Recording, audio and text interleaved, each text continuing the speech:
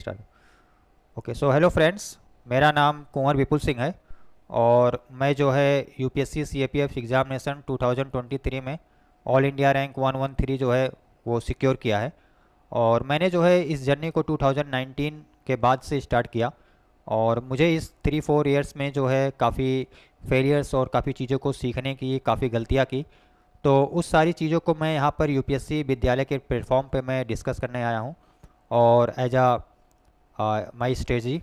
तो इस स्ट्रेटजी में आपको मैं बताऊंगा मैंने गलतियाँ क्या की, क्या क्या चीज़ें आपको फॉलो करना चाहिए, तो कैसे आप अच्छे मार्क्स पेपर 1 पेपर 2 और सारे प्रोसेस को आप जो है वो क्लियर कर पाएंगे। तो जैसा कि आपको यहाँ पर जो है बोर्ड दिख रहा होगा, मैंने पहले से ही सारी चीज़ें लिख रखा है कि टाइम का जो है वो अच्छे से हो पाए। तो मैं यहाँ पर स्ट्रेटजी डिस्कस करूँगा और मैं इस स्ट्रेटजी को जो सी ए पी एफ ए सी का एग्जामिनेशन है उसको मैं 3 स्टेज, उसको होता भी है तो 3 स्टेज में उसको मैं डिवाइड कर रखा हूँ। एक है रिटर्न, उसके बाद फिजिकल और उसके बाद फिर है आपका personality test, that is the interview. तो जैसे कि आप सभी को पता होगा कि रिटर्न एग्ज़ाम में जो है 2 पेपर होते हैं। पेपर 1 होता है और फिर पेपर 2 होता है। अब पेपर 1 जो है इसके लिए मैं एक डिटेल जो है अगले स्लाइड में डिस्कशन करूंगा कि क्या क्या इसमें चीज़ें होती हैं और कैसे इसमें हम मैक्सिमम स्कोर कर सकते हैं। रही बात पेपर 2 का, तो पेपर 2 का जो हम अगर मैं डिस्कशन करूं तो पेपर 2 जो होता है वो सब्जेक्टिव होता है, ये सब्जेक्टिव होता है, जबकि ये जो होता है पेपर 1 आपका ऑब्जेक्टिव होता है। और यहाँ पर जो है आपको स्कोर करने का काफ़ी जो है अच्छा होता है, आसान भी होता है। मैं उसको बताऊँगा क्यों।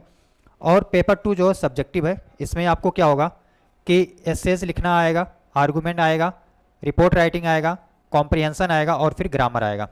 अब एसेज में क्या होगा, आपको 6 टॉपिक दिए होंगे और इस 6 टॉपिक में से आपको क्या करना है, 4 टॉपिक जो है आपको यहाँ पर पढ़ना है, मतलब 4 टॉपिक आपको लिखना पड़ेगा। और जो एसेज हैं, मैं एसेज में क्या कहना चाहता हूँ कि एसेज में आपको मल्टी डायमेंशनल लिखना होता है। मल्टी डायमेंशनल कहने का मतलब यह है कि जब आप एसे लिखते हो तो उसमें हर एक सब्जेक्ट का, हर एक जो है करंट अफेयर, कंटेम्प्रेरी इशूज़, वो उसमें इंक्लूड होना चाहिए, तब उसी को हम बोलते हैं कि ये मल्टी डायमेंशनल है, 360 डिग्री अप्रोच है। अब इसके लिए आप क्या कर सकते हो, देखो इसके लिए मैं यही बोलता हूँ कि आप जब पेपर 1 में आपका 100+ स्कोर या 110+ स्कोर आने लगे, तभी मैं बोलता हूँ कि आप पेपर 2 लिखना स्टार्ट करो।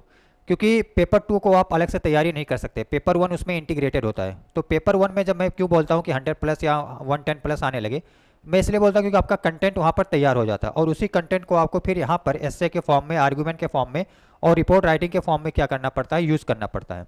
तो इसीलिए क्या करना है कि बस एसेज में आपको पहले तो कंटेंट तैयार करना है और इस कंटेंट के साथ साथ आपको क्या करना है कि आपको करंट अफेयर जो है वो ऐड कर देना है। ठीक है, तो जब आप करंट अफेयर ऐड करोगे तो इस कंटेंट को आप क्या कर रहे हो, आप अच्छा खासा एसेज जो है वो आप लिख पाओगे। तो यहाँ पर आपको जो है मैक्सिमम स्कोर जो है मिल सकता है। अब आती है दूसरी बात, आर्ग्यूमेंट राइटिंग। तो आर्ग्यूमेंट राइटिंग जो है वो आपको इसका फॉर्मेट पता होना चाहिए और दूसरी चीज़ जो है इसमें आपको फॉर और अगेंस्ट लिखना होता है।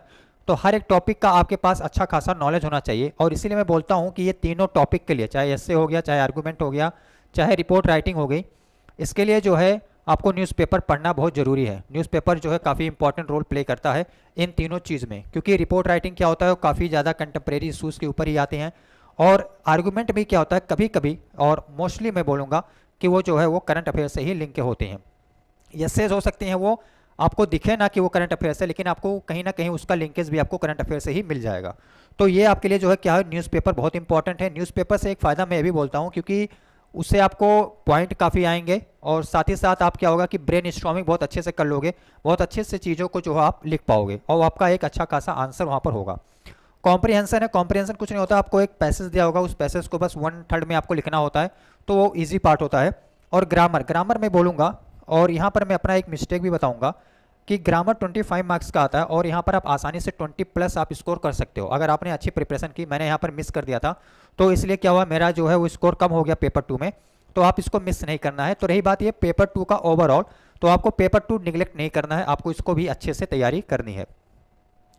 अब मैंने जैसे बताया था कि पेपर 1 का मैं अच्छे से डिस्कस करूँगा क्योंकि पेपर 1 को थोड़ा सा डिटेल में देखने की ज़रूरत है। तो जैसा कि आपको दिख रहा होगा बोर्ड पे कि यहाँ पर मैंने स्ट्रेटजी बताया है और मैंने डोज और डोंट से लिख रखा है। मैं ऐसा क्यों लिख रखा हूँ, क्योंकि डोंट से जो मैंने ऐसा ऑब्जर्व किया अपने इस प्रिपरेशन में और मैंने भी इसमें जो है गलतियाँ की थी, तो उस चीज़ को मैं यहाँ पर डिस्कस करूँगा डोंट में। और डूज में कहूँगा कि आपको ये मस्ट है, इससे आपको ज़्यादा और इससे कम आपको करने की ज़रूरत नहीं है। ज़्यादा तो आप कुछ भी कर लो लेकिन कम इससे आपको करने की ज़रूरत नहीं है। तो पेपर वन में मैं यही बोलता हूँ कि आपको कम से कम 150 प्लस का टारगेट लेकर चलना चाहिए, क्योंकि आप यहाँ जितना मैक्सिमम स्कोर करोगे आपके जो चांसेस हैं फाइनल में सेलेक्ट होने के वो बढ़ जाते हैं। तो पेपर वन में और आसान भी है, पेपर टू के मुकाबले क्या होता है, पेपर वन मुझे स्पेशली अगर मैं अपनी बात करूँ तो पेपर वन ज़्यादा इजी लगता है, और मेरा पेपर वन में अच्छा खासा मार्क भी है, 158 था 2023 एग्जाम में। तो मैं बता सकता हूँ कि आप कैसे जो इसमें 150 प्लस आप स्कोर कर सकते हो। तो इसमें क्या करना है आपको, सबसे पहले तो आपको सिलेबस पढ़ना ही पढ़ना है। सिलेबस जब जानोगे आप तो आपको उससे आइडिया लगेगा कि आपको पढ़ना क्या है, क्या चीज़ें नहीं पढ़नी है। तो उसके अकॉर्डिंग आप क्या करोगे, एक स्टैंडर्ड बुक्स आप फॉलो करोगे, एनसीईआरटीज़ पढ़ोगे, जो कि आपके लिए बहुत ज़्यादा जरूरी है। तो एनसीईआरटीज़ और स्टैंडर्ड बुक्स को फॉलो करना है।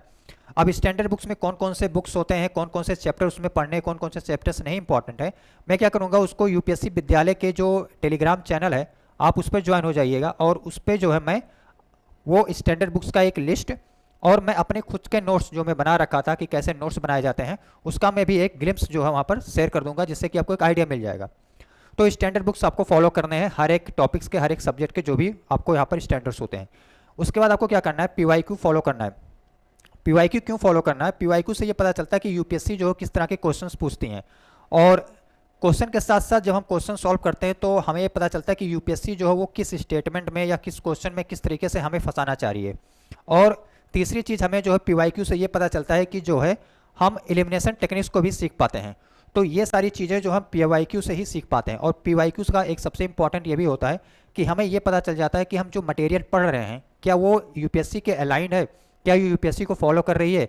तो और उससे क्या होता है कि हमारा जो फिर माइंड होता है वो फिर उसी चीज़ के तरफ ही जाता है। जब हम बुक्स फिर दोबारा खोलते हैं तो ऑटोमेटिक हमारा जो माइंड होता है, अनकॉन्शियस माइंड जो होता है, वो फिर उसी की तरफ जाने लगता है और उसी को फिर जो है वो पढ़ना स्टार्ट कर देता है। तो पीवाईक्यू करना है, पीवाईक्यू से आपको बहुत हेल्प मिलेगी। उसके बाद क्या कुछ टेक्निक्स होते हैं, कुछ टेक्निक्स में मैंने पहला टेक्निक्स बताया एलिमिनेशन टेक्निक, जो कि आपका पीवाईक्यू से ही आएगा।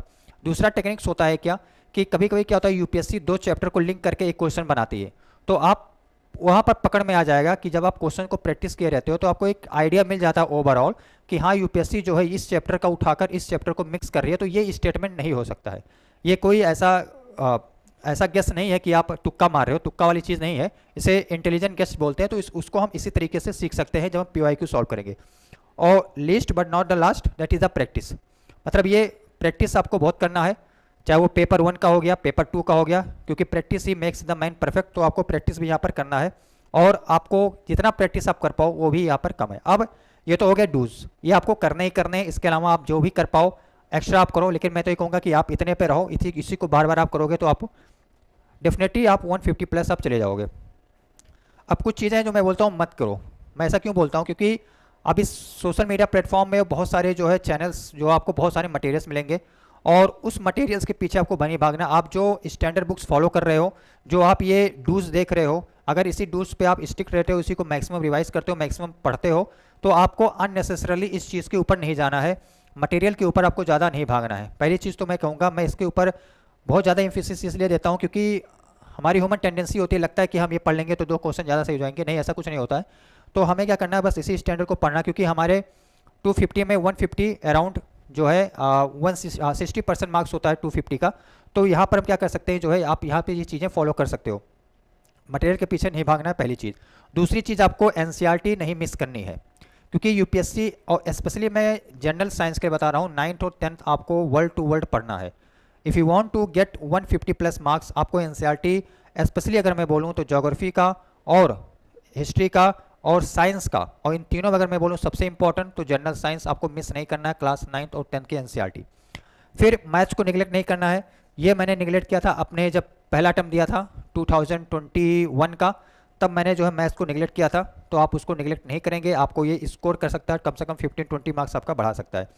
और revision, revision is the key of all the process. जितने भी प्रोसेस हैं उसका रिवीजन जो है वही सबसे इंपॉर्टेंट है। आप इसके ऊपर जितना फोकस कर पाओ, जितना आप रिवीजन कर पाओ उतना रिवीजन करो, इसमें आपका नुकसान नहीं है, फ़ायदा ही फ़ायदा है। और रिवीजन जो करना है आप इसके साथ इंटीग्रेटेड कर दो, इसके साथ जब आप इंटीग्रेट करोगे रिवीजन तो भी आपको फ़ायदा मिलेगा। अननेसेसरली रिवीजन को इस चीज़ में मत लेकर जाना, नहीं तो आपको वो उल्टा नुकसान ही देगा। तो ये हो गया पेपर वन की पूरी स्ट्रेटजी। इस तरीके से अगर आप फॉलो करेंगे तो 150 प्लस मार्क्स आप आसानी से पा सकते हैं। उसके बाद वो था प्रोसेस स्टेज वन का। अब इसको स्टेज वन में क्या होता है कि जो रिटर्न पेपर होता है उसमें जो दो पेपर हैं, पेपर 1 और पेपर 2। अब पेपर 1 और पेपर 2 में क्या होता है, पेपर 1 का अलग कट ऑफ बनता है और फिर क्या होता है, दोनों का कट ऑफ मिलाकर जो है एक कंबाइंड कट ऑफ बनता है। तो जो पहले इस कट ऑफ को क्वालिफाई करता है उसका तो पेपर 2 जो है वो चेक होगा, और पेपर 2 में जो है मिनिमम 60 मार्क्स चाहिए। और उसके बाद क्या होता है कि कंबाइंड कट ऑफ जो क्वालिफाई करेगा तो वो फिर जो है पहला जो स्टेज है जो कि रिटर्न एग्जामिनेशन है वो फिर क्वालिफाई करता है। तो जो ये क्वालिफाई करेगा वो फिजिकल के लिए बुलाया जाएगा और उसका मेडिकल होगा। फिजिकल में क्या होता है कि 800 मीटर होते हैं, 100 मीटर होते हैं, लॉन्ग जंप होता है, शॉर्ट पुट होता है। 100 मीटर का भी टाइमिंग है 3 मिनट 45 सेकंड, 100 मीटर का है 16 सेकंड, लॉन्ग जंप का है जो है 11.5 फीट, और उसके बाद शॉर्ट पुट आपको 3.5 मीटर फेंकना है जो कि 7 किलो से ज़्यादा होता है। तो ये चीज़ें क्या है, ये भी चीज़ें क्या प्रैक्टिस मांगती है, आपको इस प्रैक्टिस करना है चीज़ों को। और यहाँ पर मैं बता दूँ डिस्क्लेमर कि यहाँ पर कम से कम 50% जो है रिजेक्शन यहाँ पर भी होता है, क्योंकि इसको सीरियसली नहीं लेना तो आपको 50% आपको रिजेक्ट कर देगा, फिर आपको एक साल फिर से प्रोसेस को फॉलो करना है। तो इसको भी सीरियसली लेकर आपको इसका प्रैक्टिस करना है, चीज़ों को अच्छे से देखना है, अपने वेट को, अपने जो मेडिकल इश्यूज़ हैं उसको, और अपने फिजिकल को भी जो है इम्प्रूव करना है। तो आप थोड़ा थोड़ा फिजिकल करते रहिए, नहीं करते हैं तो आप कम से कम अपने आप को इतना, जब पेपर रिटर्न आप दे लो आपको लगे कि हाँ आप क्वालिफाई कर रहे हो, तो आप थोड़ा सा फिजिकल वहाँ से स्टार्ट कर दो। तो ये हो गया स्टेज 2। स्टेज 2 में बस इतना ही है कि आपको फिजिकल अपने आप को मेंटेन रखना है, और इसमें उसमें कोई खास नहीं है। अब फोर्थ प्रोसेस है जो है पर्सनालिटी टेस्ट। पर्सनालिटी टेस्ट जो है वो 150 मार्क्स का होता है जिसको हम इंटरव्यू बोलते हैं। तो जो फिजिकल क्वालिफाई करेगा उसका फिर इंटरव्यू लिस्ट आ जाएगा कि इसको इंटरव्यू देना है। तो इंटरव्यू आपका होगा, और इंटरव्यू आपका ये यूपीएससी भवन में होगा। तो यूपीएससी भवन में आपका होगा, वही पैनल होंगे जो सिविल सर्विसेज के जो है वो इंटरव्यू लेते हैं। अब यहाँ पर आपको क्या करना है, देखो इंटरव्यू जो है वो पर्सनालिटी टेस्ट होता है, और यहाँ पर हमें अपने आप के पर्सनालिटी को जो है वो निखारना होता है, अपने पर्सनालिटी को जो है वो दिखाना होता है। और यहाँ पर कोई नॉलेज का गेम है, कोई नॉलेज वो पहले से चेक कर चुके हैं। तो क्या होता है कि जब मैंने 2022 में जब मेरिट आउट हुआ था तो वहाँ पर मेरा इंटरव्यू में कम मार्क्स था और पेपर 2 में कम मार्क्स था, जिसकी वजह से मेरा मेरिट आउट हुआ था। तो आपको इंटरव्यू को भी सीरियसली लेना है, और यहाँ पर मुझे लगता है कि 100+ आपको कम से कम तो टारगेट रखना ही रखना चाहिए, और आप मैक्सिमम जितना कर पाओ करो, लेकिन 100+ आप यहाँ पर ला सकते हो तो फिर आपका चांसेस काफ़ी बढ़ जाते हैं जो फाइनल सिलेक्शन होने में। तो इंटरव्यू का बस ओवरऑल अगर मैं यही कहूँ तो यही है कि आप न्यूज़पेपर को फॉलो करते रहो, आप मिरर में बातें करते रहो उस चीज़ को, आप पीयर्स ग्रुप में रहो। जब आपका इंटरव्यू आए तो आप मॉक इंटरव्यूज़ दो।